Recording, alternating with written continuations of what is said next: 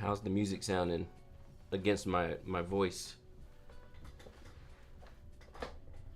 I feel like every time I get on the stream, the music's never loud enough, or it's too loud. It's hard to tell.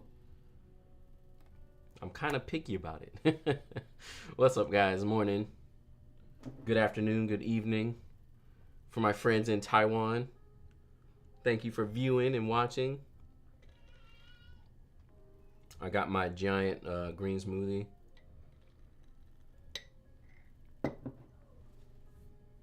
Like it low. I try to have it kind of middle ground, but Chicago in the house.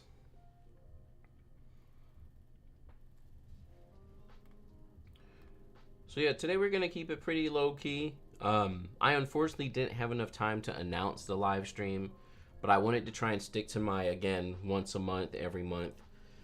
I was just at WPPI, so I was like super busy, and I just didn't have a chance to announce everyone submitting their photos. So today you'll get to hang out with me while I edit some of these photos I took with the GFX 100RF. Maybe we'll also jump into some of the photos I did while I was at WPPI with the GFX 100 But checking out some of my photos, answering some questions, hanging out, and doing the thing. It can be a little higher. Maybe I'll just bump just a tiny bit. Because the problem with the music is, like, I don't want it to overpower everything, but I also don't want the stream to just be, like, only me talking, you know? The music's supposed to set the vibe. So here's this one shoot I did with the GFX 100RF. I don't know if you all saw the video or not, but this video is already up. The shoot went really well. I'm happy with the photos, been playing around with them. And yeah, generally when I do shoots like this, there's like other vendors involved and stuff too, so I want to try and get the actual pictures to them. So I do end up having to go back and edit the photos. John Brandt's ASMR. It's just gonna be me opening cameras and just like I don't know. I have a good amount of these photos already edited. Oh, here goes how do y'all feel about this picture here? I was trying to hit more of that blurry photo. I be doing it a little bit, but I'm not sure how I feel about it at all.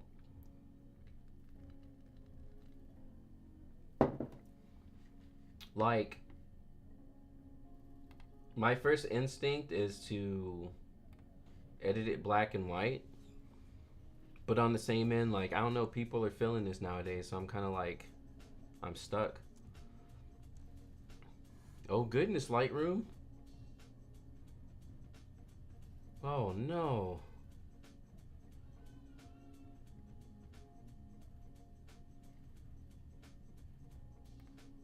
Yeah, like out the gate, I want to just black and white it. Leave it a little blurry like that. My blurry photos are always a mistake. You like take it by accident and you're like, hey, that actually looks pretty good. Oops, that's 200. I don't want 200%. I wish it was a little bit more in focus on her. Like, I don't know if I like that.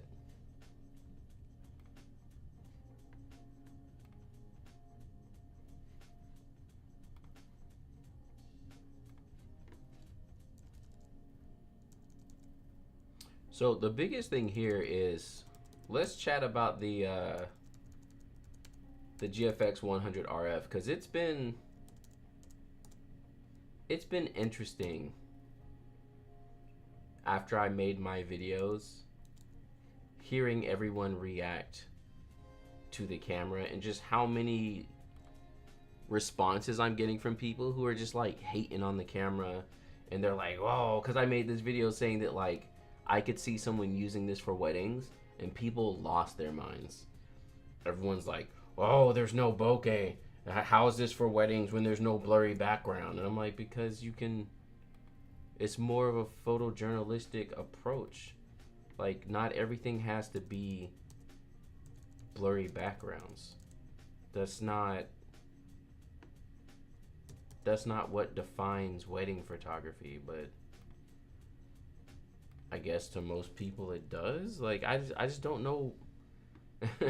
I'm at a loss as to why everyone is reacting like this about the GFX 100RF. I also am at a loss as to why everyone is like totally distraught at the fact that it doesn't have IBIS. And they keep acting like, oh no, you can never get a good shot and every photo is going to be blurry because there's no IBIS. And I'm like, but how does that, I don't understand how that makes any sense. Like, you can totally get a good shot still.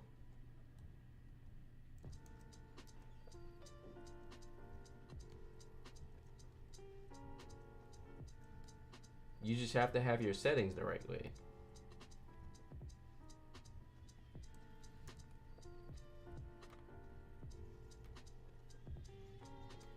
Oh, I love the crop ability.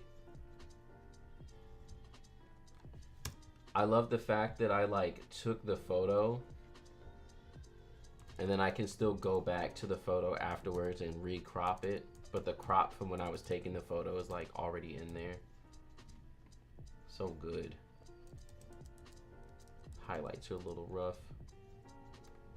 Oh, it's my, yeah. Same people saying that will say nothing about Leica or Hasselblad not having IBIS. Yeah, I just like, I've been mind blown. Everyone is like, whoa, a medium format camera and no IBIS? Oh my goodness. It's gonna be the worst camera. It's gonna be super blurry. And I'm just like, what? Do we all understand photography? Oh, it's not gonna be great handheld. The shutter speed is gonna help you. Like, that's half the point.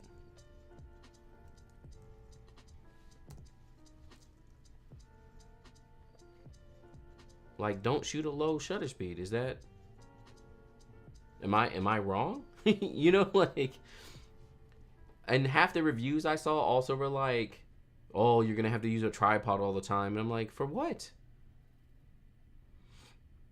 Obviously, if you're shooting your shutter kind of slow,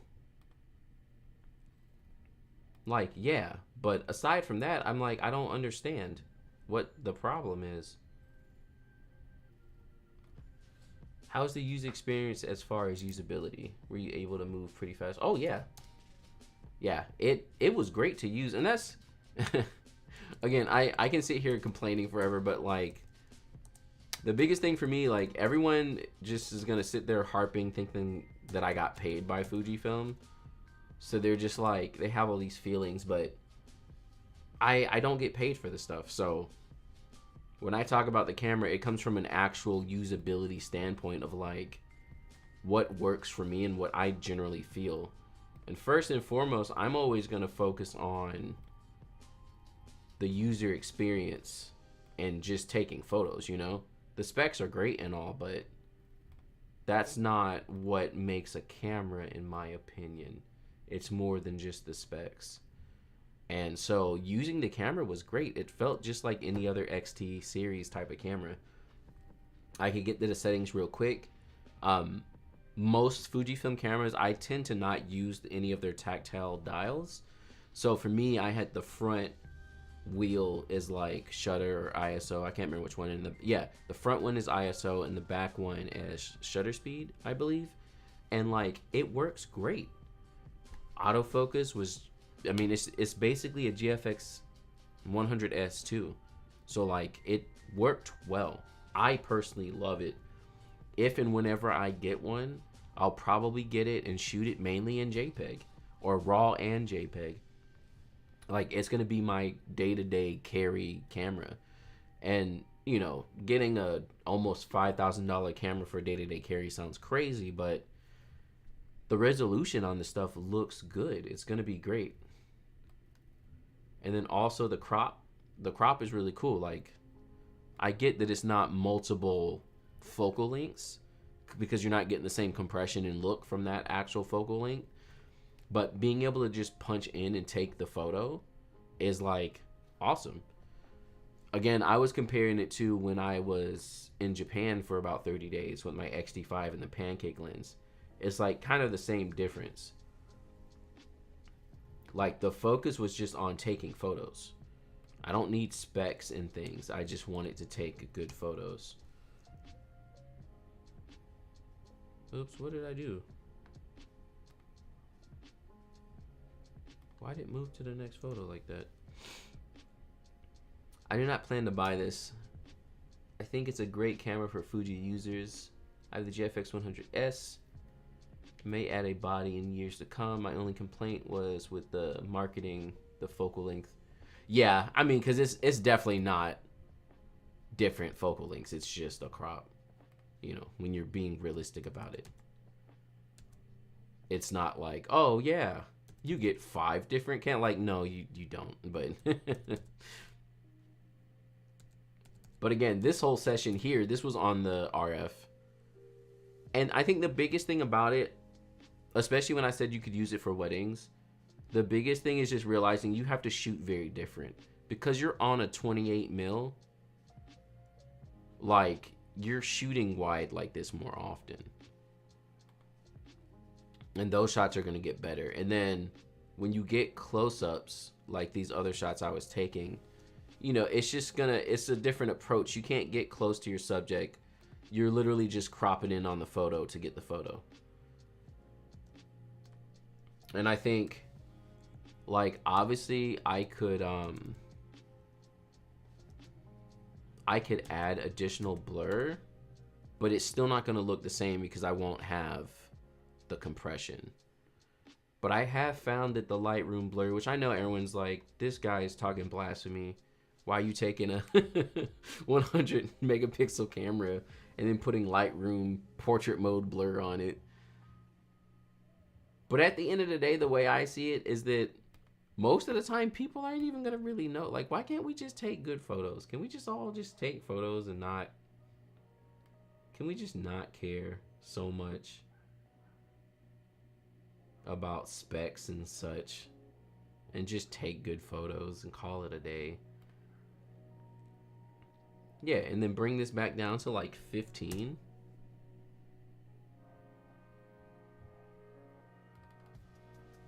And like, you gotta go in with a fine-tooth comb to really like see it. Now, would I do this on every photo? No. Honestly, I would hardly barely do it, but my main point is that it's an option.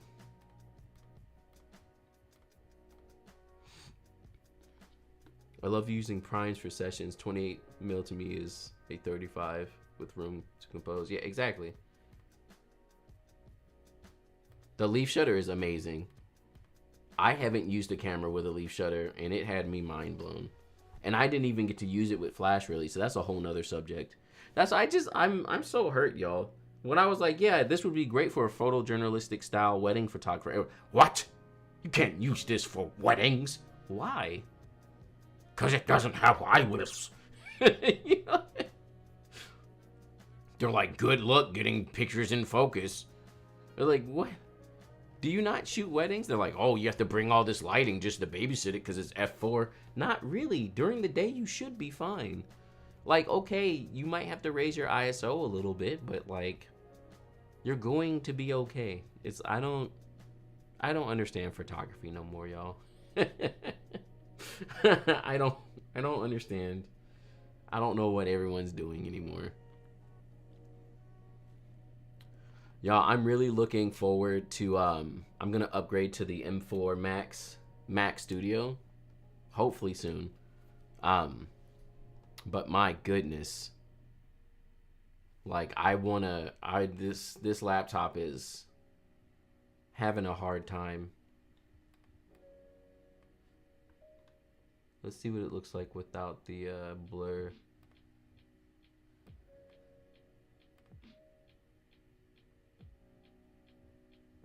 Okay, so the blur's a little heavy.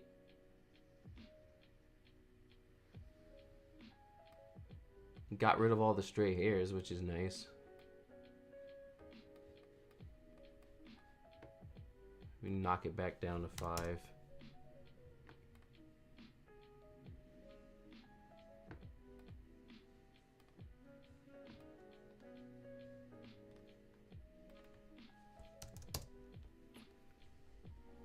Hello. We got Quinn in the house on a different name. How are you? Is Lewis and Beth and Javier here too? I don't know. Maybe. Was thinking about the Mac Mini M4. Yeah, I'm definitely looking forward to upgrading. M4 Max, MacBook Pro. Yeah, cause see, I'm still on the M1 Max. Yeah, look at that. Just a little extra taste of extra blur. Just a little bit. And no one's gonna be able to tell. Like, you would never look at this photo and be like, oh, he added extra blur. Like, I really would do it. Even some of these other photos, and this would be like one-off cases, you know. I think I already did it to this one.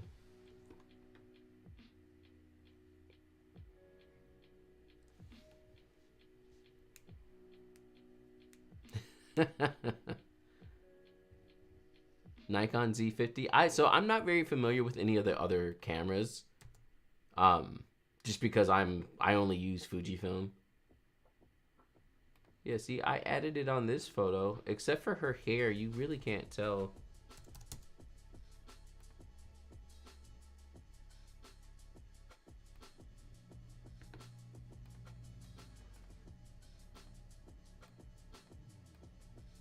Also, look, the GFX has bokeh. Everyone was like losing their mind, like, oh, it's not good for portraits.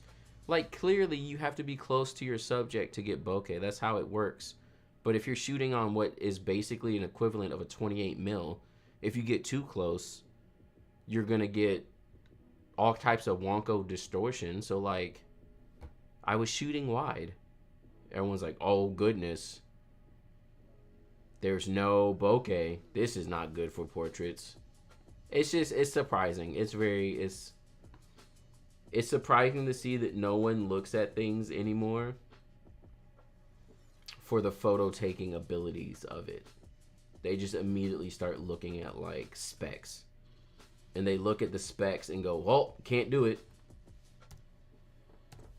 because of specs. And you're like, okay. That's why hopefully at some point I get this camera myself. I get one for me. And then I do a full wedding day with it.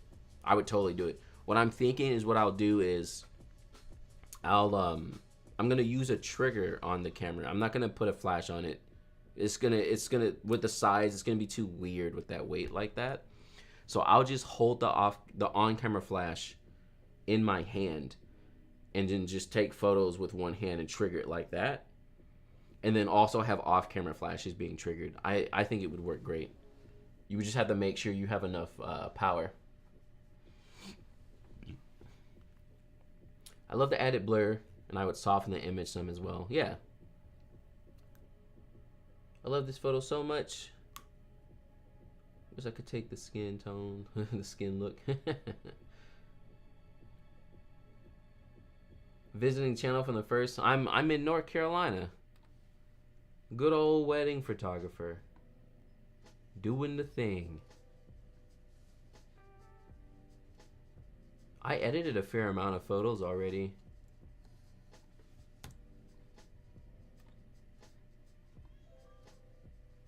The worst. Not good for portraits. Okay.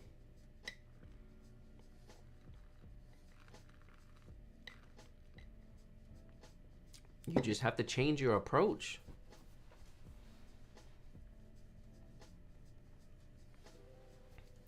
It's not that bad. I mean, come on, y'all. Like, this is exactly, they're like, oh, you can't take it. I'm like inside. It's fairly bright, but not that bright. My shutter's high enough. What do you mean without IBIS you can't get clean shots?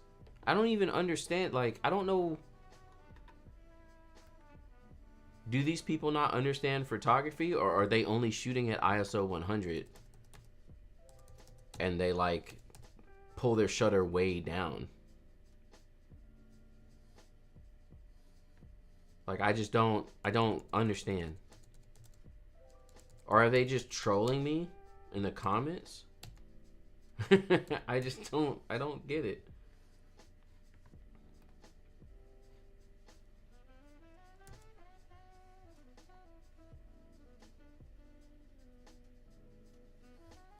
Oh, who are we talking about? I'm just talking about people commenting on my videos. I dropped a whole bunch of videos on the new Fujifilm camera, and I keep getting all these comments of people being like, "Oh, you must have gotten paid by Fujifilm." I don't get paid by Fujifilm. Oh, okay. You're just making a video to sell the camera. Not really, but okay, thanks. Everyone's mad because the camera's f4 and doesn't have IBIS. But last I checked, when it comes to taking photos, you don't necessarily need IBIS because your shutter stops motion. So you get sharp photos by the rest of your settings, not the IBIS. IBIS can help at lower shutter speeds, but other than that, like, I don't understand. Hey, Sean, what's up? Welcome to the stream. Don't listen to anyone else. Your art is literally so good. Oh, thank you. So these flowers are super yellow, but my preset sucks the yellow out of everything, so I'm gonna resaturate them just a bit.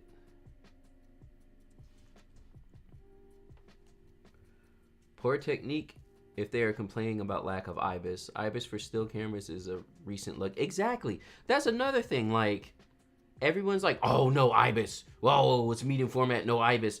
Bro, we've been shooting no IBIS. I mean, yeah. IBIS on most all cameras coming out has been in what, the last maybe 5 years max? Not even. Like, I'm just like so perplexed. Like, really, just absolutely mind blown at the fact that everyone is just like, this is a great example, right? I was too close to her here. So there is bokeh. You see it. It looks great. But there's like distortion happening now. Like her hands look like wow, wow. Actually, yeah, when did IBIS become more of a normal thing? I guess it definitely had to be at least within the past 5 years, when hybrid cameras started becoming more of a norm. But that's really the only reason they started adding IBIS to cameras anyway, is because they started having like more hybrid style cameras that can do photo and video. So it's like, I just complaining that there's no IBIS, and I get it's harder when it's medium format. I understand that, but still, like, it's a camera. Know your settings.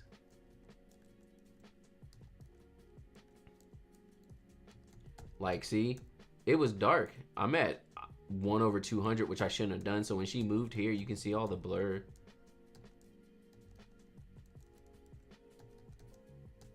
So they're all good luck. Yeah, 1/200. I'm still getting like pretty sharp photos. Again, I'm like risking it all. Actually, did I miss the focus on this? No, see, yeah, it looks decent. I don't know the complaint. I don't understand. People are the worst.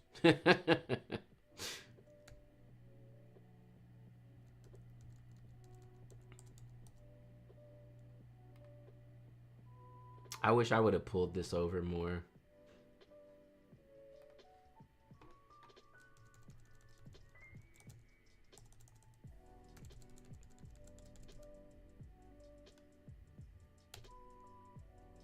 So something I've been doing more recently with the natural fills preset is dropping my contrast and dropping the orange saturation. I don't know why, but sometimes people, they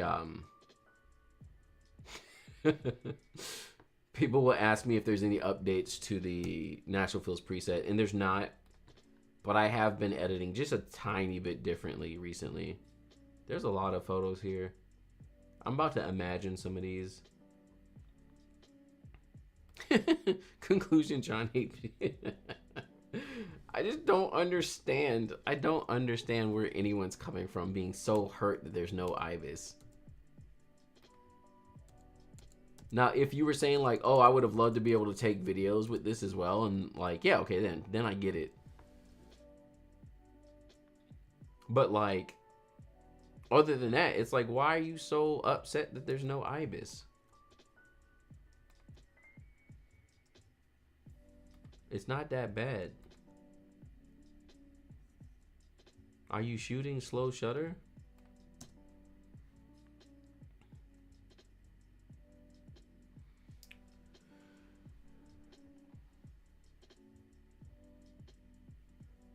You're an actual photography teacher, mentor, like basically a professor. You get invited to massive amount of like meetings. True. Will you update an actual fills preset and have a new download on site? Maybe, I don't know. I haven't figured out if I wanted to do that yet or not, and that's been my biggest holdup. Honestly, I wish I had a better way to sell it because I think people are just out there stealing it. I don't make many sales on it anymore because I think everyone's just out there stealing it. And there's like nothing I can do about it. Bro, Lightroom is dragging.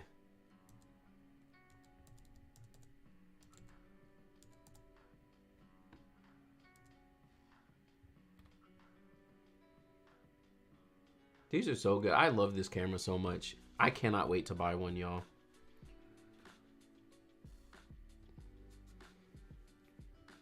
Oh, you thought they were afraid? No. Most of the comments I've been getting are mainly about the camera. There are some that people trying to jab at my work, which is whatever.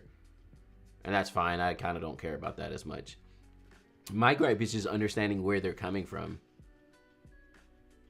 Like, I just don't understand why everyone's so hurt that there's no ibis.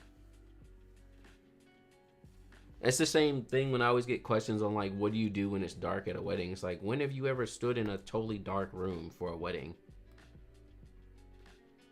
I've been doing weddings for over 10 years now, and I like never have had just a straight up dark room where I couldn't use flashes. So like, I'm super lost as to why that's always the first question.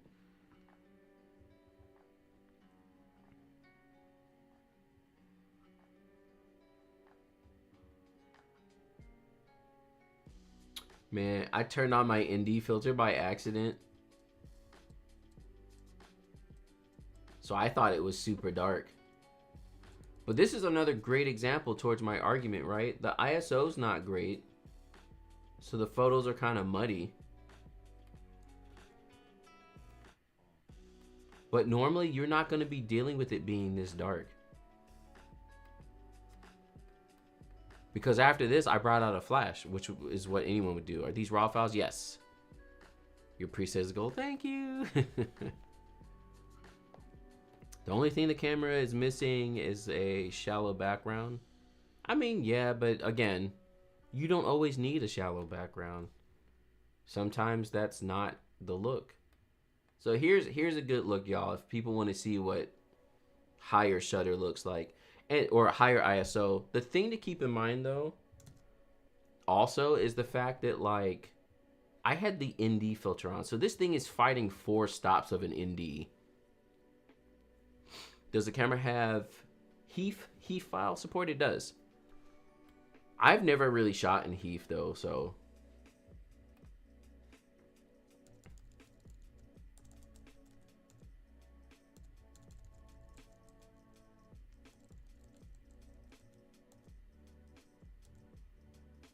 So yeah, this is ISO 1600 with an ND filter on, and it's pretty muddy. And I think, pretty sure the denoise can save it, but it might start, when there's too much noise, the photos start looking like super AI. HEIF game changer. Maybe if I get this camera and I start shooting it in JPEG mainly, maybe I'll start shooting it in HEIF instead of JPEG.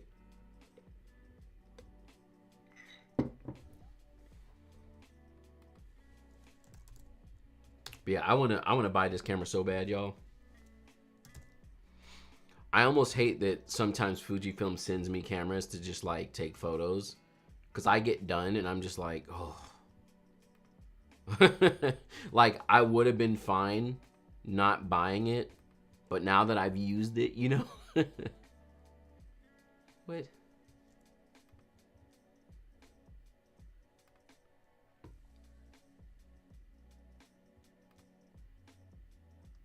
But yeah, the biggest problem is things are like never in stock.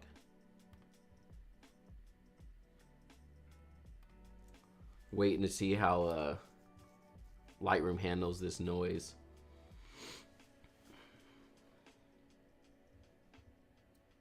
It sounds like gas. I mean, it really, like, right now I really don't need another camera, but I want one that's just going to be for me, for just taking photos, like not used for work.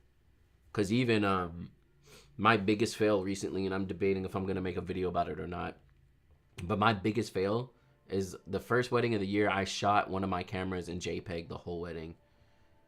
And yeah. It was rough. But half the reason I did that is because I use my work cameras as personal cameras. And when I shoot them as personal, I shoot on JPEG. What would be the best technique for portraiture with this camera? I have it on pre-order. So in my opinion, the biggest thing first off is obviously don't get too close to your subject, because 35mm medium format is equivalent to like a 28 full frame or 24, somewhere in that range. And so it's gonna look bad if you get too close. So use its cropping feature. Yeah, it looks a little AI. I was able to save it a little bit. But yeah, so use the cropping feature and then just keep a good distance. Like, you can see my photos here. These aren't full on what I would call portraiture, but like, you know, like this looks good. I added a little bit of blur to it in Lightroom, but even if I remove it,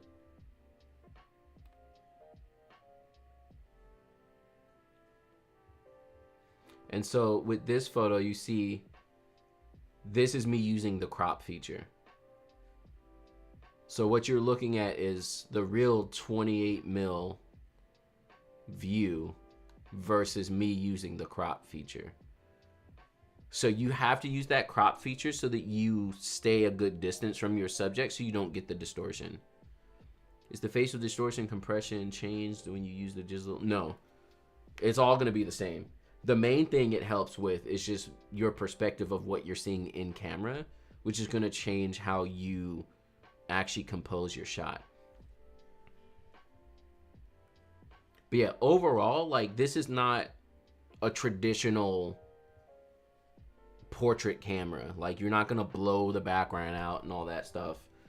But if you're shooting for like a street photojournalism kind of style and approach, I think it works great for portraits. Also, if you're keeping in mind to like take your photos wider, like, you're going to be fine. I don't know why everyone online is hurt so bad. Like, look at these photos. These are all portrait-ish style. And so any photo that's like close up was one that I digitally cropped in on. And so that's what's helping me keep my distance so that I'm not getting weird distortion. Anything else is going to be super wide, like this shot here, because I'm on basically a 24mm. Like, I have to shoot wide. That's what it's going to be. Now, the reason I like this camera so much too is because I shoot wide. I prefer shooting wide. So it already puts you in that mindset. Were these all at f4? Yeah, these are all wide open. I don't think I stopped down at all for any of these. I mean, like, look at this. Like, this is fine. Yeah, you see my settings? Did I look 1600 ISO? I didn't even really noise reduction on this one. And when you're not all zoomed in, this looks great. That's another thing people complain about, like low light performance and just like how the noise is going to look on the ISO and stuff, but it really depends on if you have light at all. So like, if there's at least decent light, it's going to look okay even at higher ISOs. But like clearly if you're standing in a dark room, I don't know why everyone wants to put everything on extremes, right? Like I want to be able to go into a cave and take the best photo at 15 billion ISO and have it not be grainy. How often are you doing that? You know, like, yeah, I personally, I love this camera. Everyone online hating, I think it's great. Everyone says there's no bokeh at f4. There is bokeh, but you have to get close to your subject. But if they know anything about distortion, if you get too close to your subject, it's going to be distorted. So that's why most of my photos, I'm not super close, which you're not getting a lot of bokeh, because I'm trying not to get distorted photos. So yeah, Jay, I think you're going to like the camera. If you have it set in your mind and you know what you want the camera for and what it's going to be used for, you're going to get great results out of it. Everybody else is just mad because they want every camera to all be the same and work the same way and stuff like that.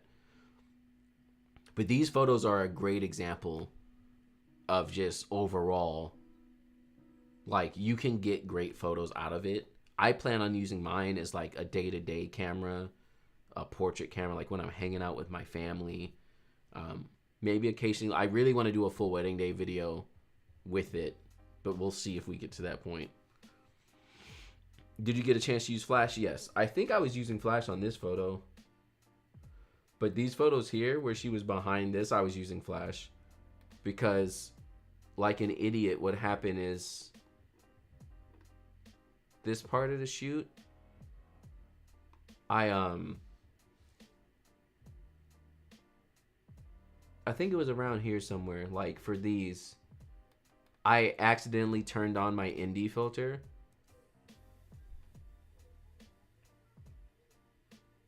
And so I thought it was just super dark, but it was actually the indie filter. So yeah, you can see here, so I started using a flash. But I didn't realize that the leaf shutter could sync at any speed. So my settings are kind of all over the place. But yeah, I think it works great with the flash.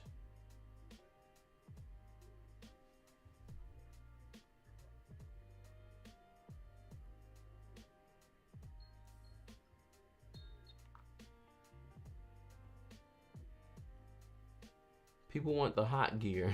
They don't want to learn how to take good photos. I mean, that's a good point.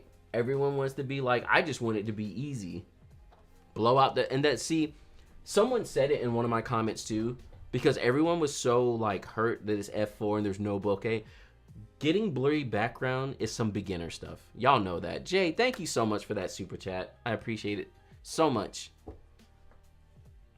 Yeah, but yeah, blurry backgrounds is some beginner stuff. That's some you just started photography. I get that it separates your subject and it can be nice, but wholeheartedly focusing your whole life on blurry backgrounds, you like, that was me when I started photography, you know? I was like, oh my God, blurry backgrounds, yay! You know, you finally figure out how to do it and you kind of understand it and you're just like, this is the greatest thing I've ever done in my whole life.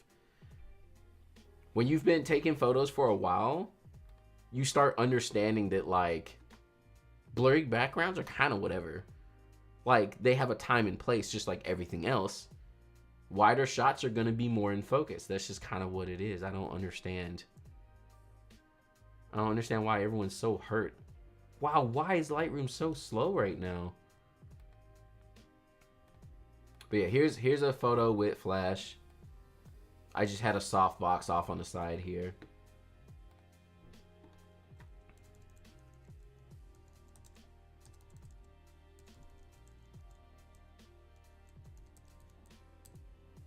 And again, it's still a dark photo, but it's fine.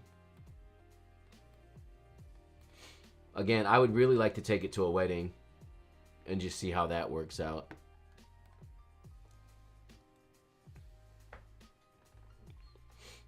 When we use the crop mode on GFX RF, does it crop the raw files or just the JPEG? So it leaves a marker on the raw files as to where your crop was. So I think these, I was using it. So when I go to develop the photo and I go to crop, it'll automatically show me the crop that was in camera on all the raw files. This is probably my favorite feature, because that means that like the way I would shoot this, especially even if I was just like shooting for fun, the fact that it has dual card slots means I can always shoot raw in JPEG and hope to want to use the JPEGs. But if I get a like banger shot that I really want to edit, I know that I have the raw file and I also have the composition that I saw in camera, and I can adjust if needed. And that right there is like game changing. That makes such a big difference. So yeah, the JPEGs get automatically cropped, but the RAWs save the crop information, which is awesome.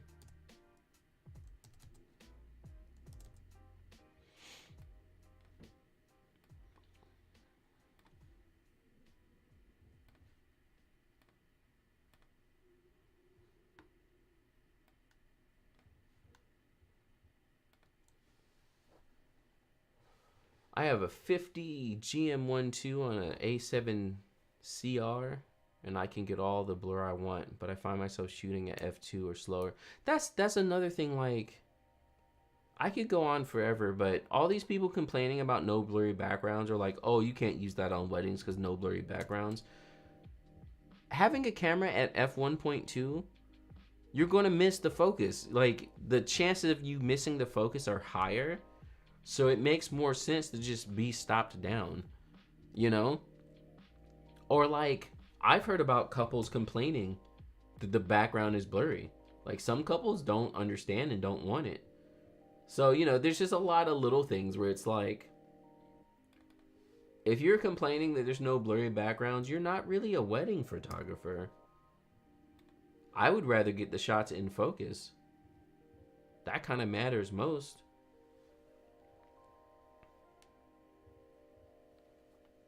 But yeah, you're going to enjoy the camera. You're going to love it. If you love any other Fujifilm cameras, and if you've ever used a GFX, you will absolutely love this camera. Like I said, I wish I got to keep the one that I had. Now I'm over here dying to buy one.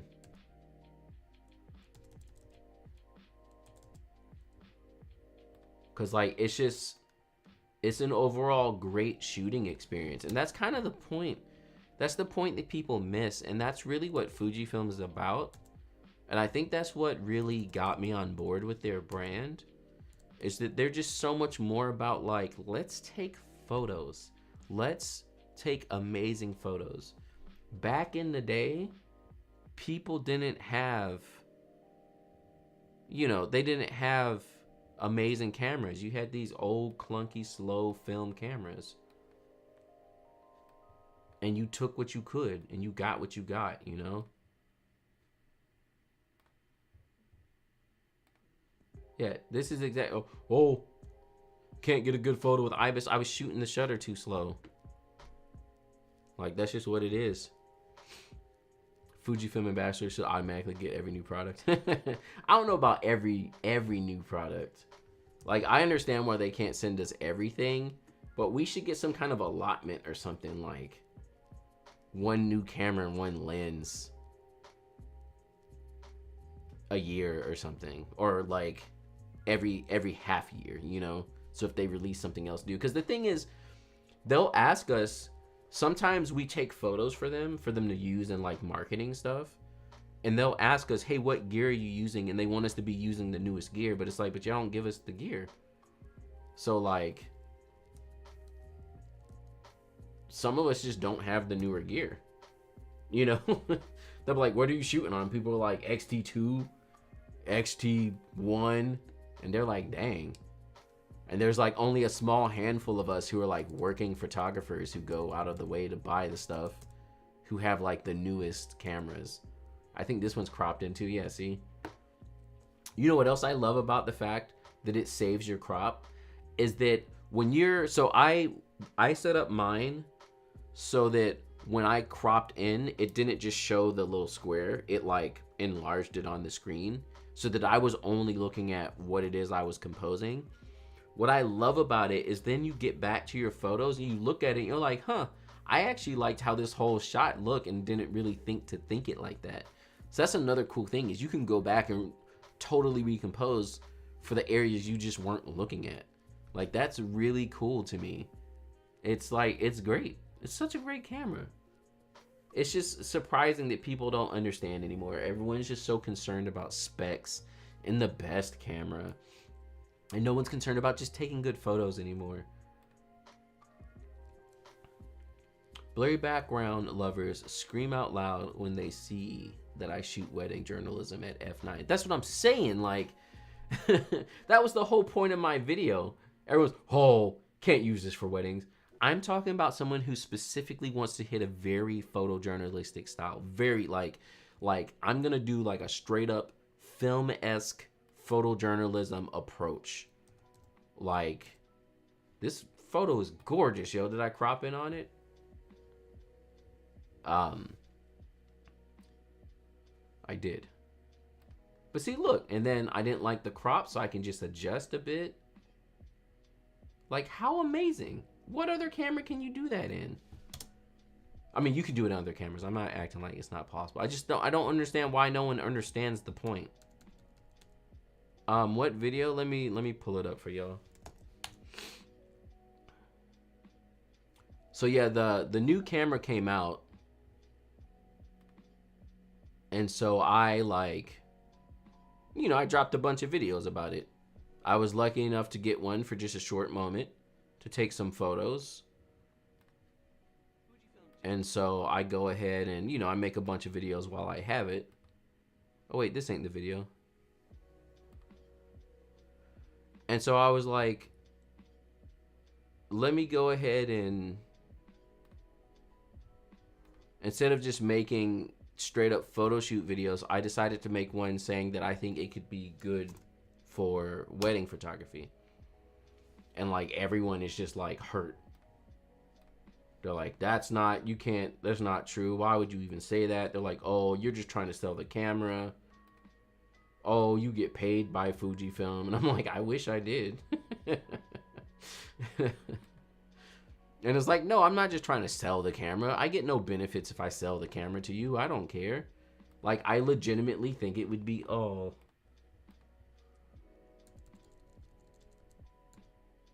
I legitimately think it would be good for weddings. If you have a very photojournalistic style and you want to be like really in there and like have a camera that is going to either start conversations or make people feel like you're shooting film. That's another. I think I lost a wedding couple this year that I met with because they wanted film photography. So like, people are missing the fact that like the traditional way of taking photos, people ain't feeling that no more. They want a new look, a new approach, and using something like this would definitely get you that. So, that's what I was talking about. Everyone's all, oh, can't use this for weddings. There's no blurry backgrounds. No blurry like, I'm not going to pull up the photos because I don't know if YouTube's going to get me on content or like copyright or whatever. But look at like, I don't keep up with a lot of celebrity weddings, but like Millie Bobby Brown got married recently. Her photos weren't blurry backgrounds all over the place. I saw Justin Bieber's photos recently. His photos weren't all blurry backgrounds. Like, come on. I just like, I can't. I can't. All these photographers, like, y'all ain't keeping up with the times. Y'all are them old photographers I be meeting who are mad that they don't have work because you can't keep up with the times. For everyday use for pro photographer, family, travel, street, would you take this over the 106? I already have the Canon R. So I'm personally sitting down and thinking about this because on the same end as a personal camera, I probably shouldn't spend, like $5,000 for a camera that I'm literally going to just like hang out with the family with, right? So obviously the 6 would be a better choice. I think the biggest factors between the 6 and the RF, in my personal opinion, in favor of the 6 is the IBIS. Not because it'll help you take better photos handheld, like everyone is saying, but because if you like taking video clips, like, you kind of need the IBIS. I do sometimes take video, and the fact that it has a built-in ND filter and IBIS to be able to take video clips as well, I think is really cool. So for me personally, that's one of the biggest factors. Now, in the RF's favor, you got the better battery, and that new battery is life-changing. The new battery is absolutely amazing. There's that, and you also have the fact that you're able to crop in like 4 times on the RF, whereas on the 6 you can only crop in once. It's kind of the same as the XT6. Also, the resolution on those 102 megapixels is insanity. So it's a hard choice, because really it's like, do you want to save some money? And it depends on how much you're using it. Like for me, the camera's not going to be used that often. So it kind of makes it a hard sell to say, hey, spend $6,000 on a camera that you're barely ever going to use. That's a little rough. Versus spend, I don't know, how much is the 6? Like 2,000, give or take. Spend only 2,000 on a camera that you're barely going to use. Like, that makes more sense. It would be the smarter choice. But I cannot get away from the resolution of a GFX camera. So that's kind of where I'm sitting.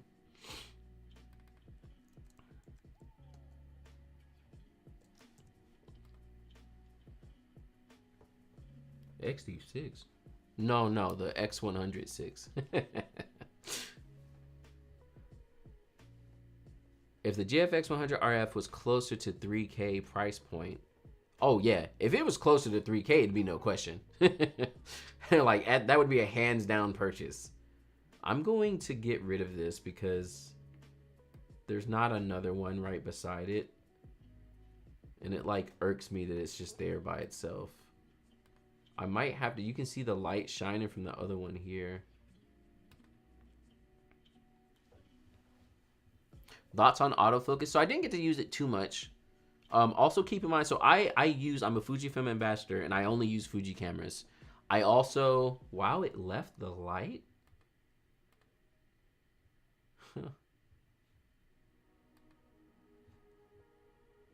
I also, what is it doing? Maybe I won't be able to get rid of it. I also have a very different approach to autofocus. Like, I'm not a big fan of just turning on face autofocus and letting the whole camera do everything for you and like continuous autofocus. I will generally, there it goes. Oops.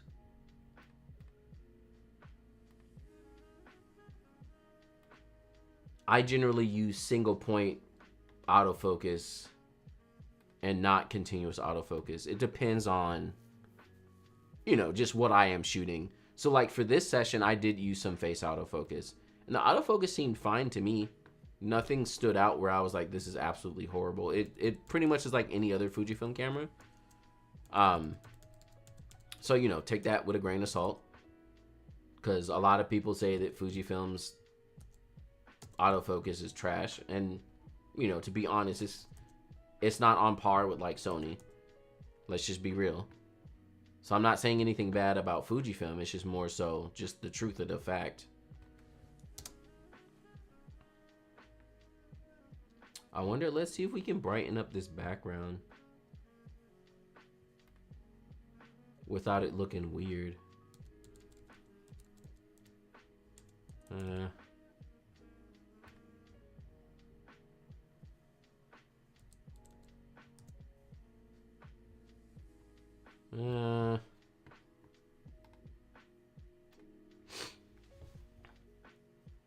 So long as it's better than my old M4 III. Oh yeah, you'll be fine.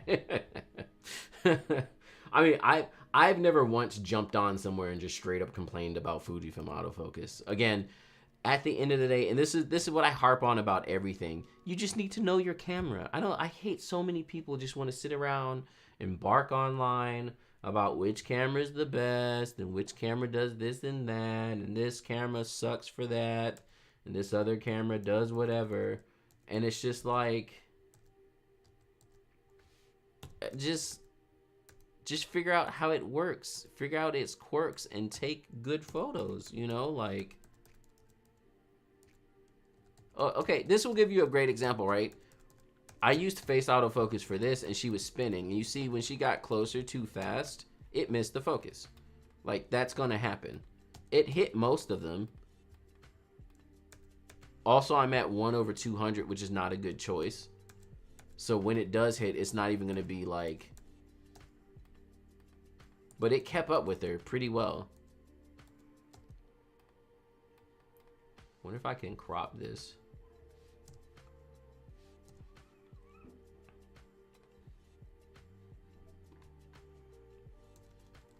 So yeah, again, it just goes back to like, let's be photographers. What happened to being photographers?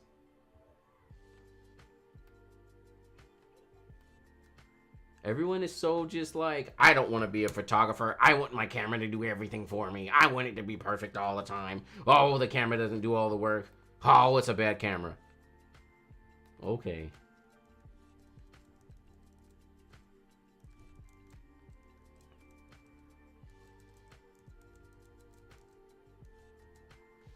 But yeah, I think you will have an awesome time with it. I also personally want to buy one myself. One of these days I'll perfect these blurry photos. One of these days I'll get in with the times.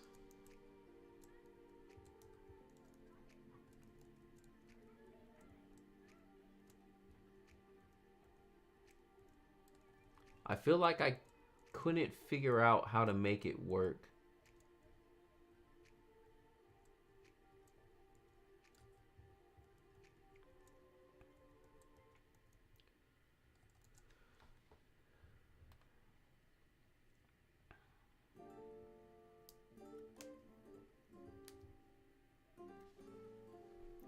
Do you think that Fujifilm will go for full frame in the future? Probably not. It seems like they're really honed in, and I think that makes more sense. It's the whole like jack of all trades, master of none type of thing. Like Fujifilm is like, look, bro, we chose APS-C, and that's what we're gonna stick with, and we're gonna make it the best APS-C there is. Again, the longer I've been around Fujifilm and have used Fujifilm, their main concern, this is just my opinion, their main concern or approach is about photography first. It's always gonna be about image quality and the feeling of photography, like the art of taking photos, not the technology of the camera, if that makes sense. Like a company like Sony is focusing heavily on the tech of the camera, whereas Fujifilm is very heavily focused on the art of photography, which is why you have the X-T5 with the tactile dials on it, which is why the X100VI and also the 100RF have the little tactile ISO and shutter on the top of it. Like, it's why their bodies look like film cameras. Like, all of them, pretty much all of them, except for maybe the XH series and the bigger GFXs, they look like film cameras. So that's the focus, and you can really see that in the 100RF, that it's very, very focused on the art of photography, not the bells and whistles and the gimmicks and it's just like, look, you can set your crop in camera so that you can compose in camera like it was film. Like, let's get back to the days of taking the shot that we wanted to take, not just taking a random photo and then going back home and like sitting in front of the camera for 50 years. That's why they also have the aspect ratio dial, because again, it's like, let's get in the mode of like this is what I'm shooting. Like back in the day, and I don't know all the film cameras, but if you had one of those film cameras that just had a crop, like one of those like long crops or something, that was what you were shooting on, and you composed for it. No one was sitting there complaining about, you know, all these things and only thinking about editing when they got back home. You composed the shot for what you were getting, and that's what it was. So yeah, I don't think Fujifilm would ever go full frame, because again, for them it's about the art of photography, and the size of your sensor really doesn't. I think people still, they hold on to full frame too much. I don't think anyone can truly explain why they think full frame is worth. People have just been told for so long that full frame is like good, so they just assume I need full frame. That's why a lot of times I hate a lot of the reviews I see online for Fujifilm cameras, because people will just immediately be like, oh, this is a great camera, I guess, but it's not full frame. It's like, what does that have to do with anything? Like, that doesn't matter for nothing. So yeah, it's kind of lame.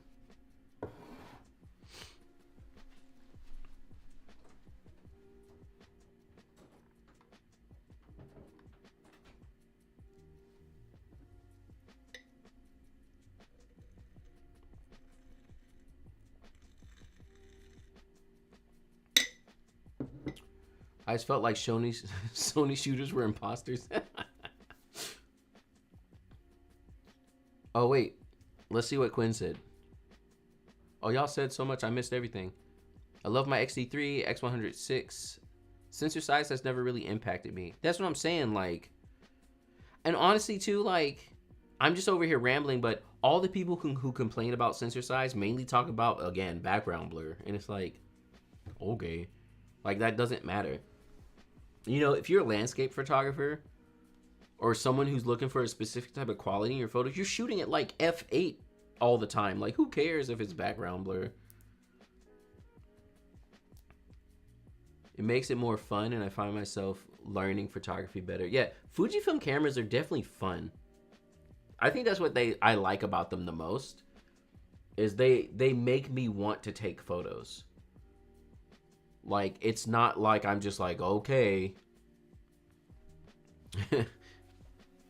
Okay, I just came back from watching part of the video and reading most of the comments. So, like, these people sound like they do a lot of shooting with the shutter speed really low. That's what I'm saying. But who does that?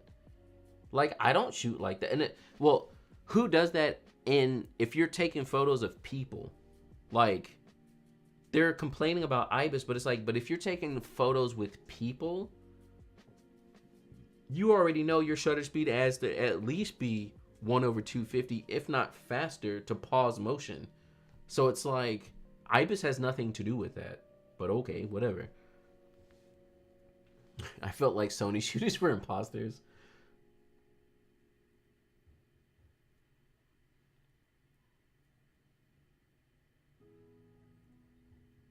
This is by far the best video live I've seen regarding my any camera. Oh, cool. That's awesome to hear. Yeah, I try to do these once a month.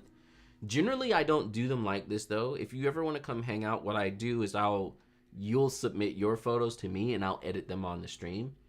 This is the first time, because I need to edit these photos, that I'm actually just going to sit here and edit the photos. Okay, so this is a great example about people complaining about the background blur.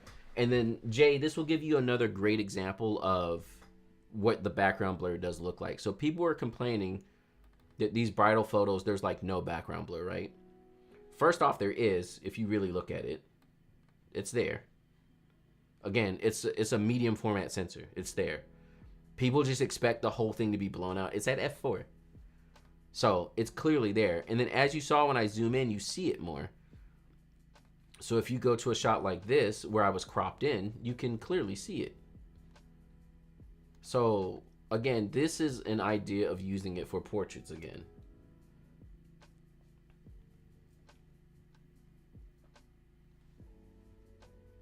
When you cropped in, it changed. Yeah, exactly. Like, and this is the point. Everyone's like, oh, yes, the focal length doesn't change because technically you are still on a 35. So you're not going to get the compression. But come on, yo. No one's gonna look at this and be like, rah. And you can see if I go into the develop of this photo, like you can see the crop.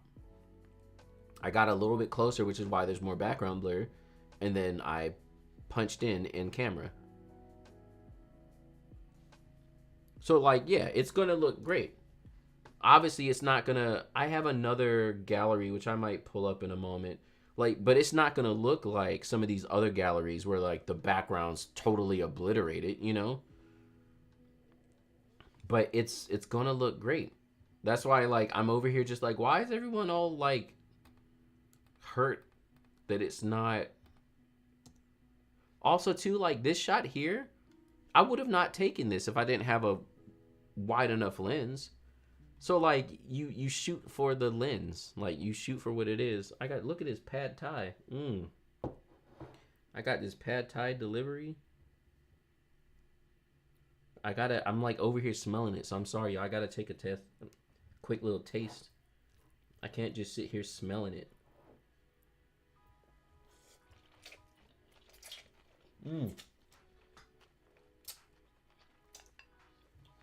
Okay. No more eating on stream. Unless y'all are into that.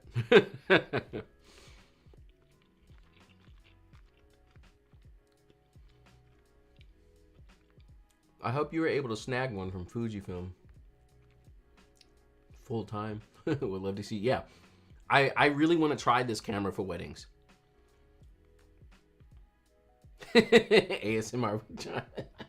I should have brought the mic down. But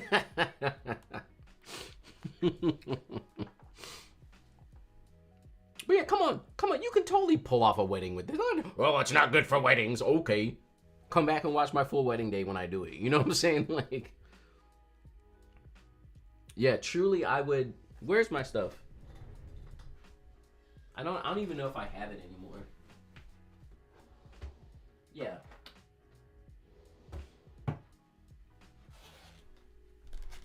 So I would use this Godox trigger because it's nice and small, right? So I would use this. Uh-oh, is this the cable? It is. I didn't even know that was in frame. I would use this on the camera and just leave it on the camera. And then I would hold my flash in my hand because the GFX, it's small enough that you can hold it in one hand. And then just like, I'll flash like that. And then I would also have two off-camera flashes because again, it's at f4. So again, everyone's like, oh, you can't use it for wedding photography. You can, but you have to be realistic with yourself. It's f4. So when you get to the reception, yes, you're going to need your flashes and they're going to need to be powerful. That's common sense. What trigger flash combo are you using? So this is the, I always forget, it's the Godox X3F. It's not gonna, I have to hide my face. Maybe it'll show it. It's still got my face. Good job, Fujifilm. They really did impress. They've worked on their, I have to like really, there it goes.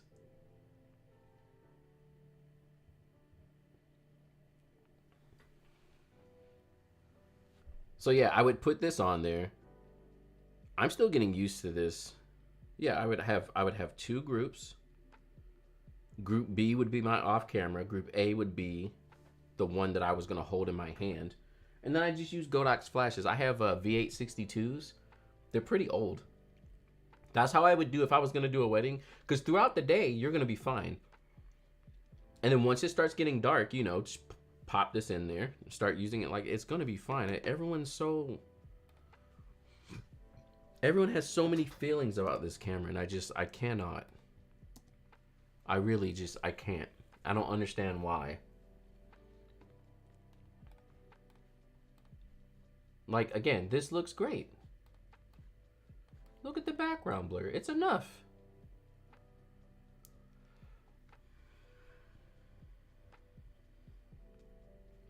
On today's photography news, is John Branch okay?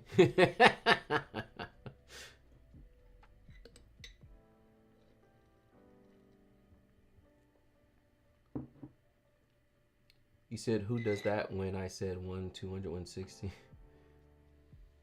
and my hubby are watching this. We're both like, you're like, oh, we do. I mean, I shoot like that if there's ibis, you know. Is this my main? Oh no, this is. I have to make an NDA catalog to make sure I don't like leak any information when I get a camera before it's released. I'm like so paranoid about that. Because I did leak information a long time ago when I was on a live stream. And it was the worst. So this is my NDA catalog. Here, let's switch to my main catalog. They come out beautifully, but that doesn't mean you cannot shoot how you shoot normally, though. On this camera, like, it's crazy that anyone would feel like you have to shoot so slow. Exactly. Just because it's f4 doesn't mean like I need to plug this. So like these shots are with the GFX 102 with the 5517 on it. So like clear, and look, I stopped down to 2.2 so I could get it in focus, because with that big of a sensor at 1.7, you know, like you're gonna miss it. These are just smart previews, so it's not gonna. But even this background blur, it's not like insanely crazy. Why? Because I'm not close to my subject. So again, everyone's like, oh, F4, you're not going to be able to whatever. And it's like, bro, you have to get close to the subject to get super blurred out backgrounds anyway. So if you're shooting wide like this, like you'll get the background separation, but it's not going to be insane. I can't with people. Oh, actually, are these aren't smart previews. I don't have smart previews. I wonder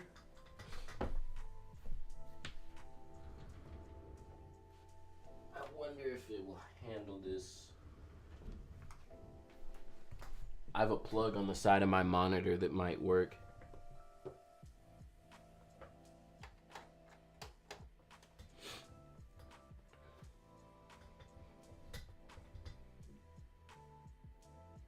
While I wait for that to work, I'm gonna turn off the mic.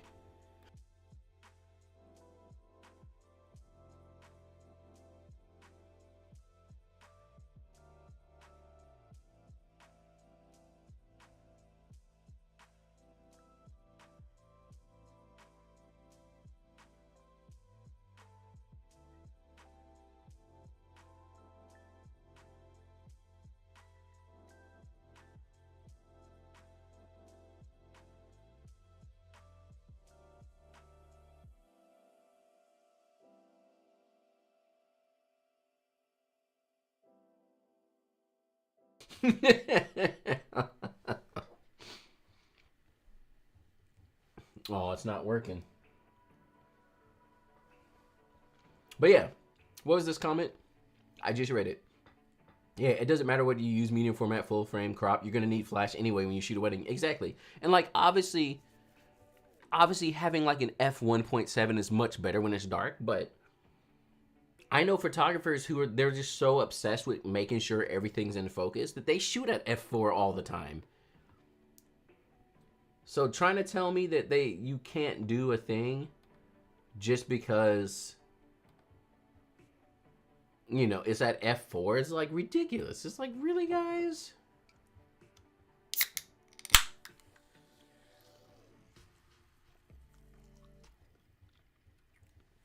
Would you ever consider making the background blurrier with a mask? I mean, yeah, I was talking about that earlier. I'm actually, oh, it did find it.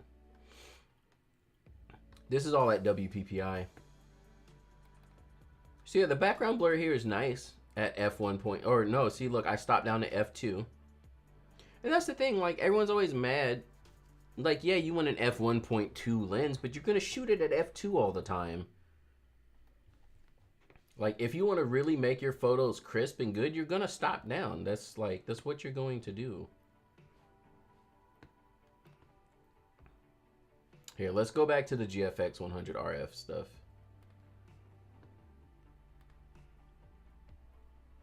Y'all over here trying to, in the comments, talking about a secret XT series. You're gonna make Fuji rumors, gonna hop in the chat. They're gonna be like, oh, John Branch confirmed. I don't know nothing about no new cameras. Get away from me. Oh no.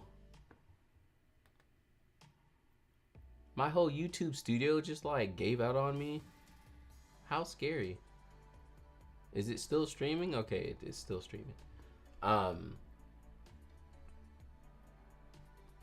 So yeah, again, like, would you blurry the background? It depends on the shot too. That's a big thing. Like, I couldn't take these photos and blurry the background because it doesn't make sense for how I shot it. But like this one I could do it maybe a little bit. Oh yeah, Jay was asking about the autofocus. Here's another example. So she was walking up at a decent pace, and in typical Fuji fashion, it missed a couple. You see them here. Those were kind of missed. Other than that, though, it was on, you know? Yeah, like, if I took this shot,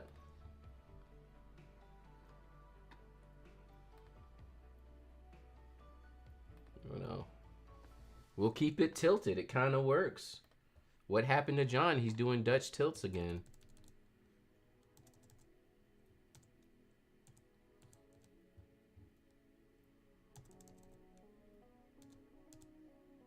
Yeah, and then we throw on this, but like when you add the blur, it has to be like a touch. Like, and that's it.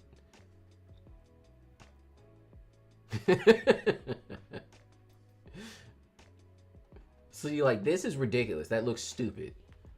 But like, if you go into visualize depth, and what I'll usually do is I'll pull it out so that more of it's in focus. Like that or so. That tree, I guess the tree can be in focus there.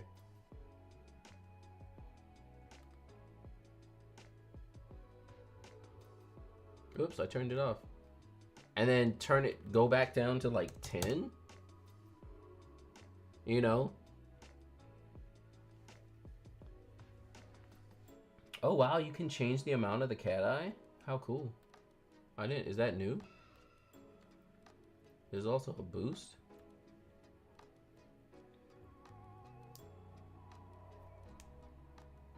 Where's the medium format magic of a 28mm? So yeah, like, I added a little bit of blur there. And it's kind of whatever. It's not life-changing. I wouldn't do this to every photo, but yeah, I might throw it in there every now and then.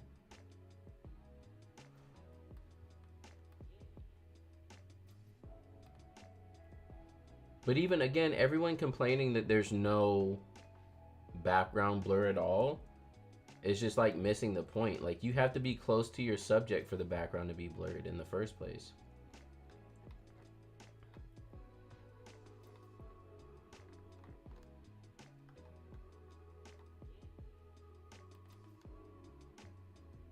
And again, depending on how you're looking at it, see, like when you're close like that, you can see the background blur.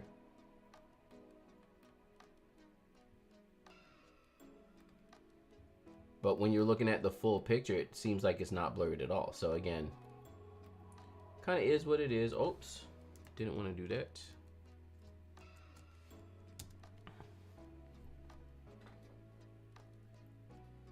The gaslight. Yeah, I mean, people really are in the comments just like losing their mind. I'm over here trying to keep my cool, but I'm like, what are y'all even talking about? Oh, there's no way I would ever use this camera. Oh, okay.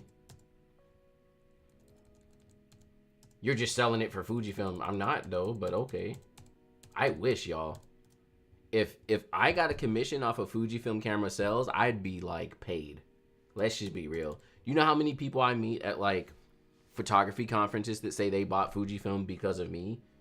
If I really was getting paid by Fujifilm, trust me, I'd be like, you know, when I get rich, I won't tell anyone, but there'll be signs, you know. Can you show us your set with the bride behind the flowering tree? Yeah, those photos were, this whole session, it was great, but I don't know. It was only like my second time, because that's the thing. So this was my first shoot with the RF, like the literal first time I shot with it. Goodness, yo, Lightroom is struggling. This is why I want to get a new computer.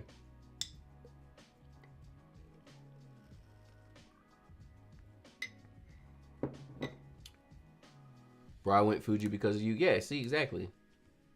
Literally, me and Quinn came along. That's what I'm saying. If I was getting a commission, so this was my first photo shoot with the RF. So like, you can almost tell like I'm trying to get used to the camera. So there's not a lot of good shots in my opinion. And then my second one was this one, and it also was the same thing. It's like my second time actually using it. So like, there's great shots, but it's just not.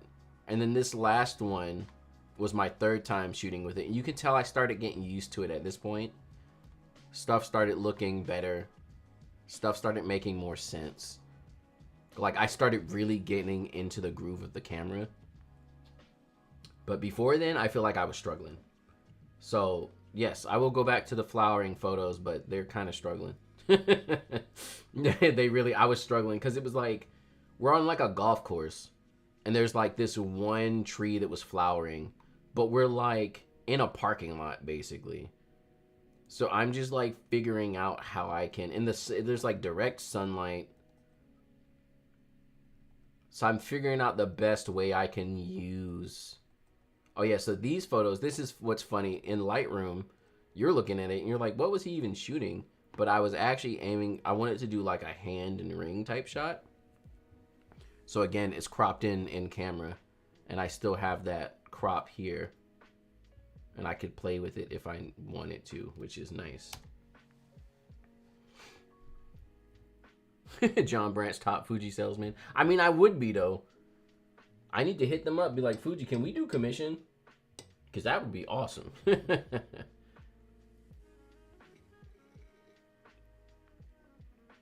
I was challenging by other photographers just because I was using crop sensor in every wedding. Yeah, exactly. It's like people just take good photos.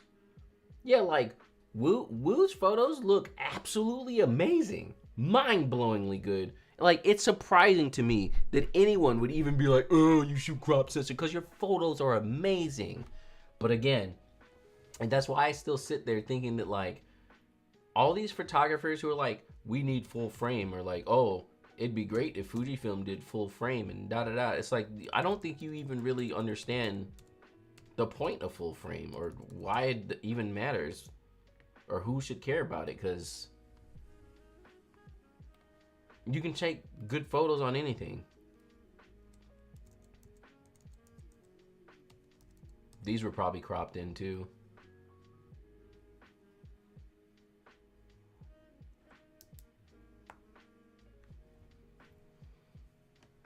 I was looking for the layer effect, foreground, subject, background. Yeah.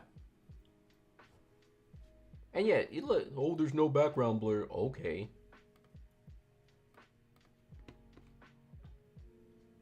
Here, let me put this back to the normal crop. Or let's look at one before. Yeah. So even this is the great. So this is like full 28 mil. Like foreground blur looks good. There's background blur there. Again, people, it's F4. That's not what makes a blurry background, y'all. You know?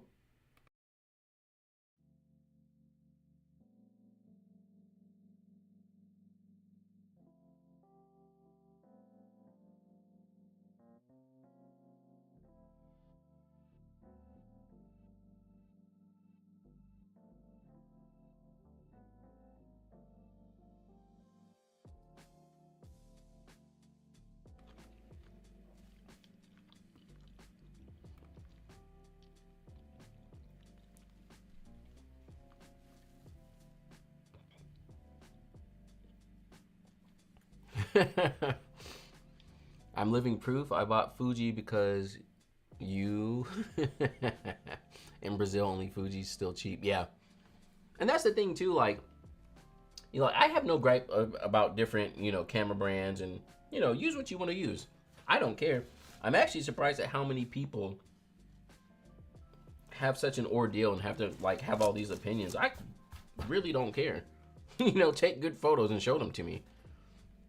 But like, at the end of the day, like, it's really just about good photos. You don't, it doesn't matter what you shot it on. That's why sometimes I like to take really good photos and have people be like, what'd you shoot it on? And be like, Fujifilm. And they're like, what? How? You shoot weddings with crop sensor? Yeah, it's a camera.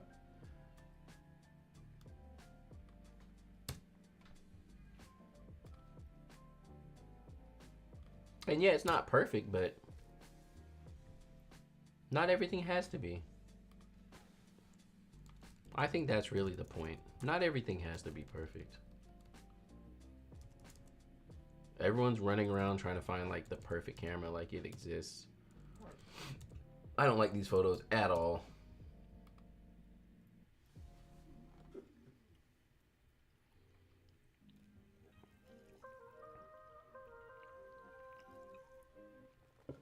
Never going back to Canon. Yeah, I want to do a whole wedding with these cameras. I want to do a whole wedding with this camera.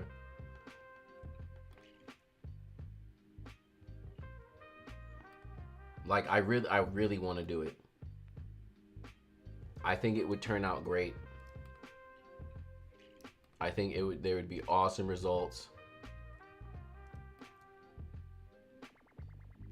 Everyone hating about it being f4 and no IBIS doesn't mean anything. It's an amazing camera. And again, it's really the photographer who sets the tone. Let's just be real.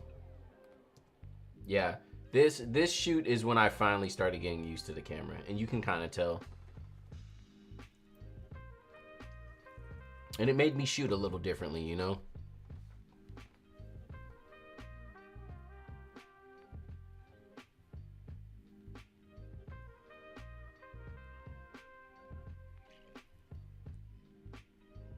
You know, someone named Manny made me not want to Sony.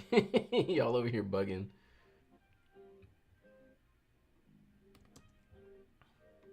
I also I took pictures of my kids with it. It was like great. I loved the camera. It was so fun to use, y'all. I just I can see myself using this at a way. I can literally see it. Or and I'm still trying to couples want film, but I almost want to just be just let me shoot it on Fujifilm. You know, it's like digital film. I'll set it up JPEG, shoot JPEG and RAW, put the settings on the JPEG to make it look film-esque, you know what I'm saying? And then just take the photos. A lot of people are still asking me to do natural fills as a film simulation. I gotta figure out the best way to do it. I don't know how to pull it off.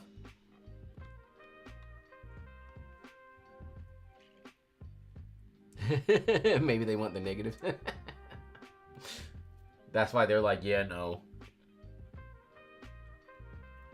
Sorry, John, we want real film. Yeah, I had a couple recently ask me if I shot film for weddings. I was like, wow, really? I think these were cropped in too. Yeah. Look, tell me there's no bokeh on f4. Okay.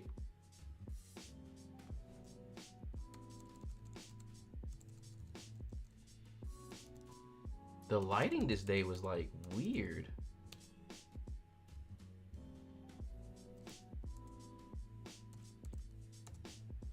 Yeah, I'm copping one of these cameras as soon as I can, y'all. No question.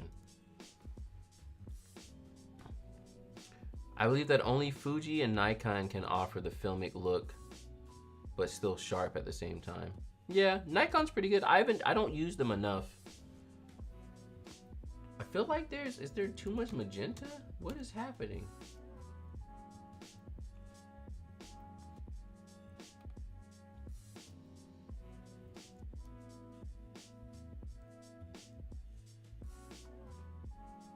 But yeah, saying the thing doesn't have bokeh because it's f4, and that's all these people just I'm not gonna get the camera because it's f4. Y'all are missing the point. And yes, I'm not gonna lie, like I would have preferred if it was f2.8 or f2, clearly. But to pull that off and keep the camera as small as it was would have been impossible. So, you know, you have to give and take. I put her right here by this tree. I should have like angled a little differently. I'm not one to care so much about the whole like, it looks like a tree's growing out of her head, but I try my best not to always. Like, I could have moved it around a little bit.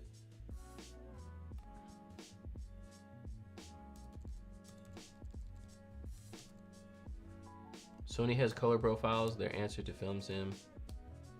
Music today for personal use. Nice. Yeah, I haven't seen theirs. I mean, again, Fuji still is just hands down like the best looking. Because again, what y'all are seeing here, before I edit, you know, these are all the JPEG previews. So like this is the color coming straight out of camera.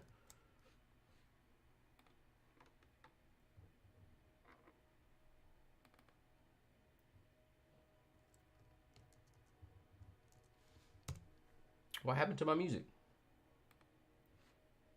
Are we done? Did we go through all the music? Oh no. Okay.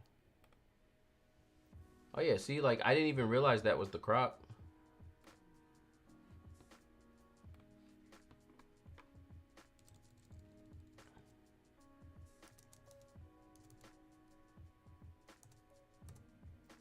So yeah, again, I don't know. Everyone has their own thoughts and whatever. Kind of is what it is.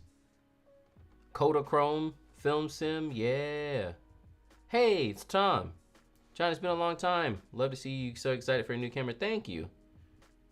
Yeah, I want to get one. I want to buy it. People are also just angry about it being 5K. And I mean, I will personally say that I was hoping it would be a little bit cheaper. Like, I was hoping it was going to fall in that 3K range. Because, yeah, a lot of people's argument was like, you could add $100 extra and get a GFX 100S too. And that's a valid argument. But on the same end, you still have to buy a lens. And the lenses are like $3,000. So really, you're spending more closer to $7,000. Like, this is the only way to get a GFX and a lens for that cheap of a price. So really, technically, it is cheaper than all the other GFXs because it comes with the lens. But again,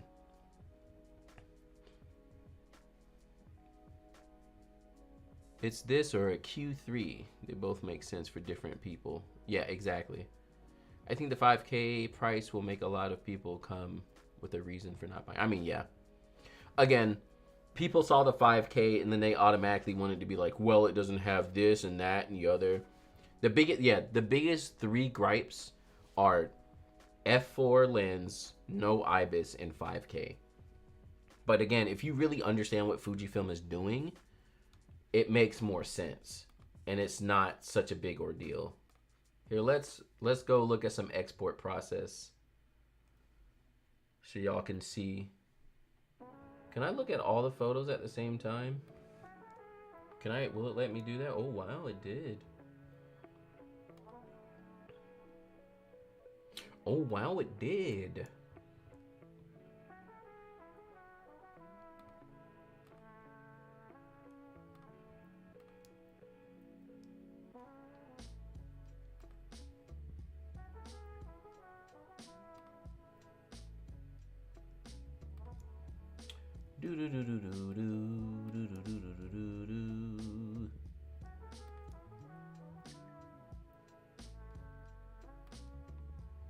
Ta-da!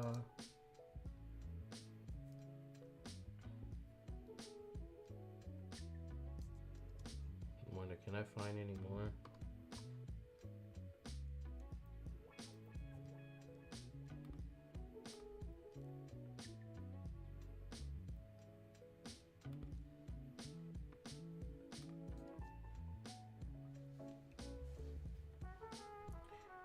Yeah, but the GFX 50R exists. It's fine. Affordable, but you can adapt one for full frame lenses aside from, yeah. And I mean, again, if people want to do the lens options and things, it makes sense.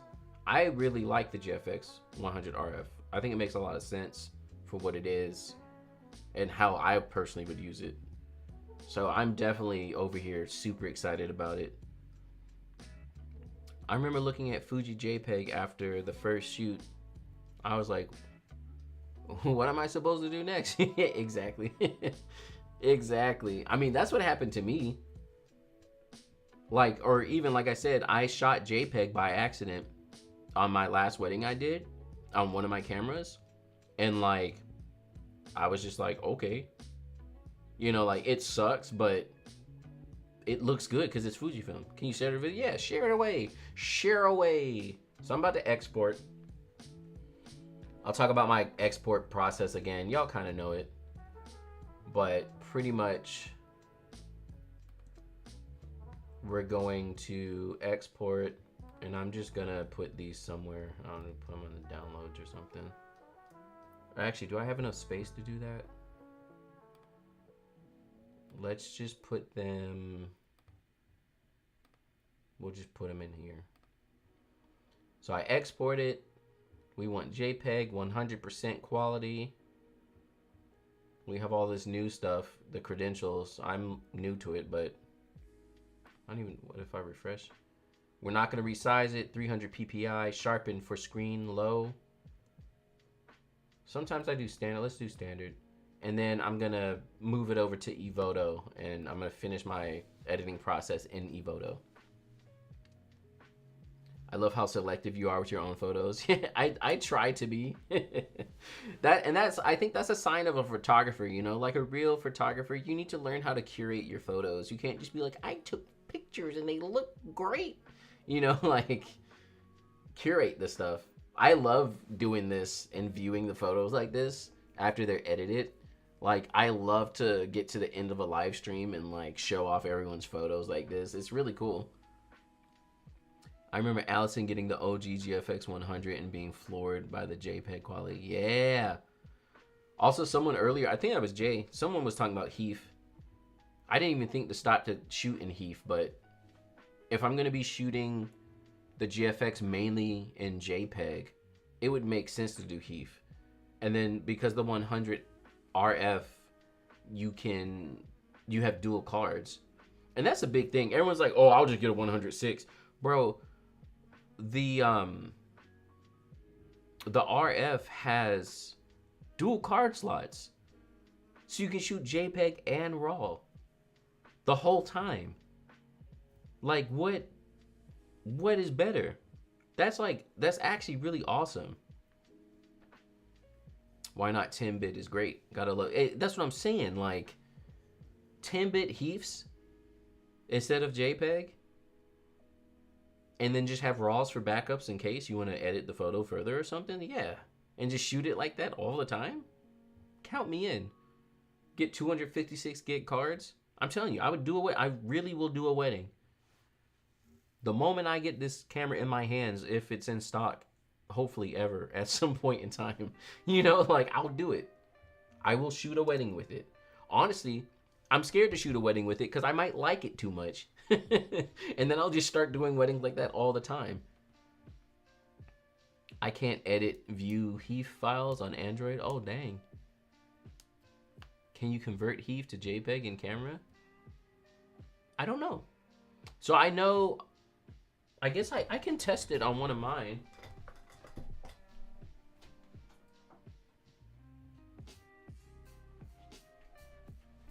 Because it's more of a software thing. So here's the GFX 102. So if y'all are familiar, Fujifilm cameras have the RAW conversion thing. So let's see, I gotta change my save data to sequential. And then my image quality, we'll just do super fine. And we want to shoot in HEIF.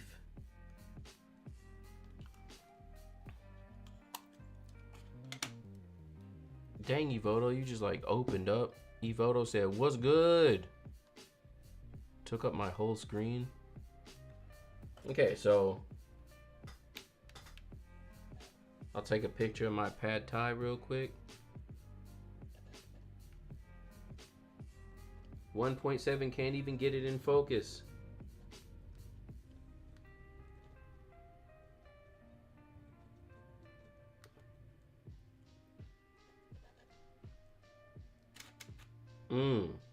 Okay. So there's my picture. Again, I have to block my whole face for y'all to see anything, but it's not gonna focus on the thing. Maybe. It's like, John, your face is still there. Yay. So I had shot a Heath, which looks great. And then I'm gonna go to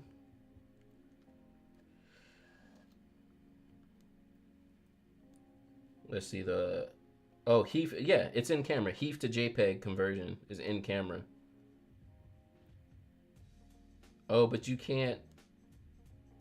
Oh, you can turn it to a TIFF too. I never knew that. So yeah, you can turn the Heaths into JPEGs. Bye. Thanks for joining in for a moment. Yeah, that's cool. I didn't know you could do that. We're over here learning. Okay, so after I export,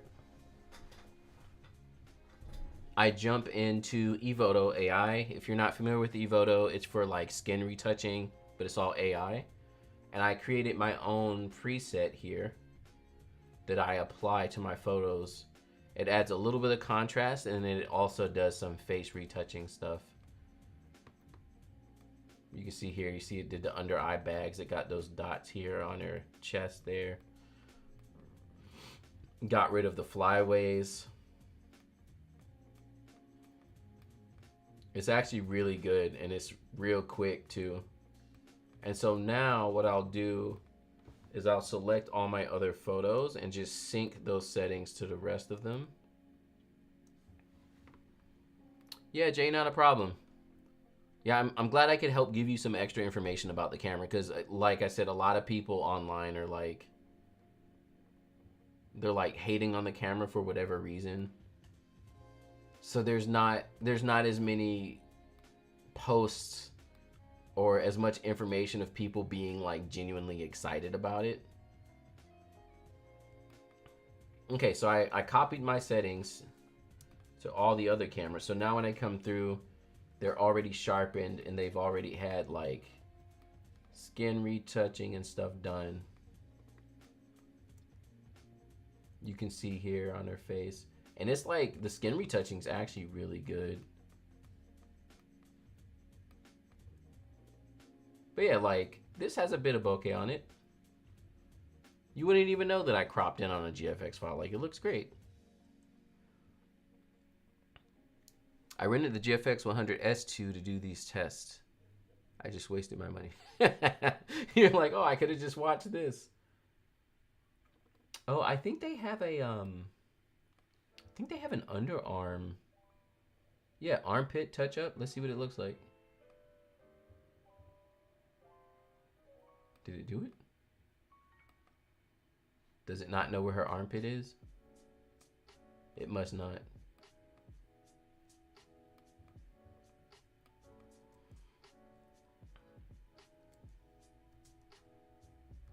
Any of my black and whites, I have a separate one that's like more heavy grain.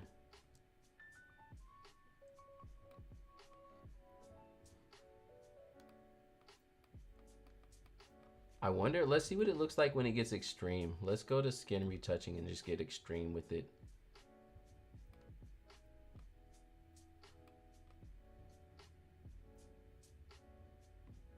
Texture smoothing. Frequency separation. Skin softening. Dodge and burn. Frequency separation on the body. Yeah, that's a little extreme. It actually still doesn't look so bad though. Skin softening.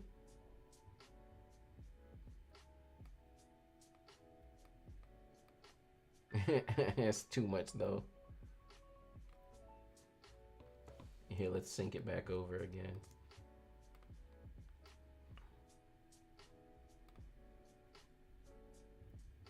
There we go.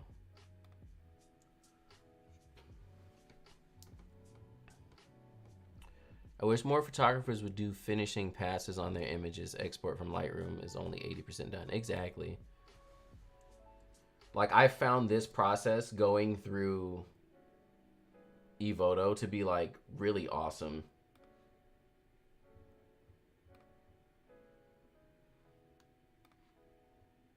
And just cleaning up that last bit. And also like really, I found that the sharpening is better when you do it on the JPEG stage. Photo's so good. I'm about to share this on Instagram. On the gram.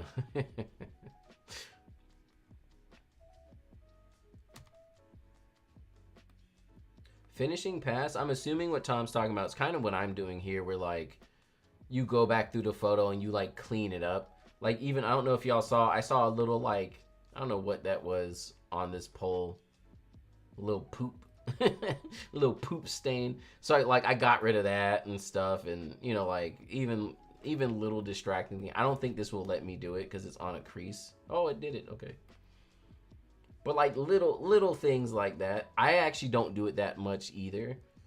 But now that I have ePhoto doing half the work, I don't mind coming back and like if something stands out to me too much, I'll like come back and clean it up a bit.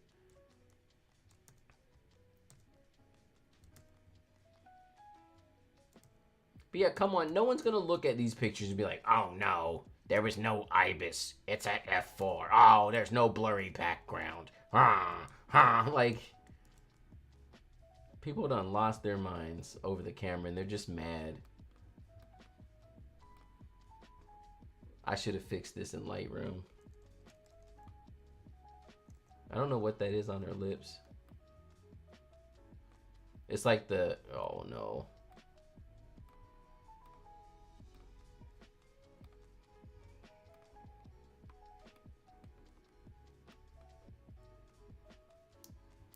Final touch-ups to the JPEGs. Yeah, I personally think touching up the JPEGs works better and you're gonna get a better look out of the photo. I don't know why. Maybe I'm wrong. But I've always liked adding sharpening to the JPEG stage, and it always seems to look better in my opinion. Just dropping by to say hi. Hey, thanks. Thanks for coming by. Not gonna lie, it would be that it would be if it was a F. Yeah, if it was f2.8, it would be awesome. And I have enough common sense for that too. Like, f4 is not great, especially when it starts getting dark. f2.8 would have been like the sweet spot, but I get it. I don't think they could have made it as small as it was, and they weren't willing to sacrifice the size. And I think that was a good choice because the size is ridiculous. Getting a GFX that small is like insanity. I was using it, like, I'm telling you, it's lighter than my X-T5 with the little metal grip on it. I was like, this is crazy. The price, yeah, I think the price, we already said it. The price, the F4, and the no IBIS is what's going to steer most people away. And it's only going to be, like, the real die-hard people who are going to really, like, jump into it. They reused the shutter from the 106, so that will artificially limit the size of the lens. Yeah. It's like old school cameras like the GA645. I want one of those. It's not for everyone. It's unique, and some people love it. That's how you make a cult classic. Exactly. Exactly. Yeah, I want to get one.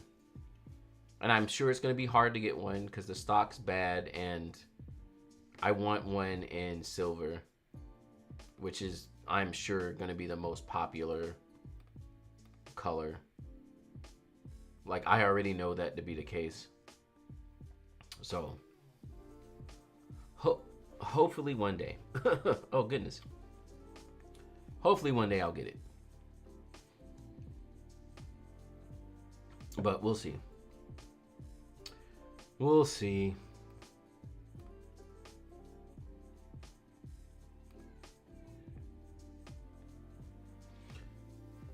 The way the wife can't tell when I buy a new... All my cameras are black. They all look the same.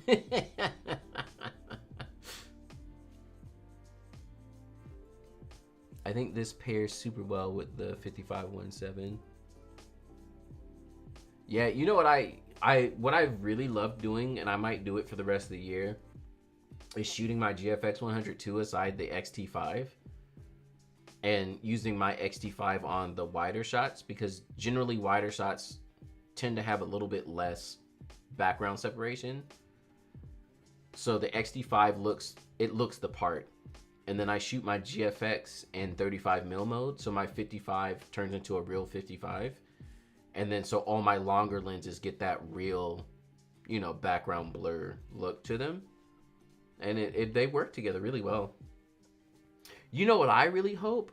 I hope they bring the digital conversion tool or like whatever in the software to the GFX 100 too. Because I would love to be able to just press a button and digitally crop in camera. And then also get the crop on the photo, on the RAWs. I would love to do that. Sounds ideal. The right tool for the right job. Yeah. Exactly. Well, folks, I think that's going to be it for this time. Not really streaming as long as I usually do. Nice little short stream of some editing, talking about the GFX 100RF and how everyone's hurt at the fact that there's f4 and there's no background blur. But there's blur, you can see it here. Again, it's not all the way blown out, but it's not horrible either. I wish you could view 2 photos at a time in ePhoto, but I guess you can't.